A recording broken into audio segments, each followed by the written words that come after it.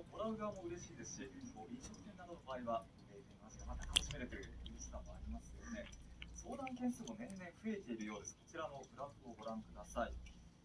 高齢化はもちろん人口流出も進む長崎県では、子どもが県外に出たまま戻ってこないため、事業を承継する相手がいないなどといった相談件数も年々増えているということです。センターの長野敦統括責任者は、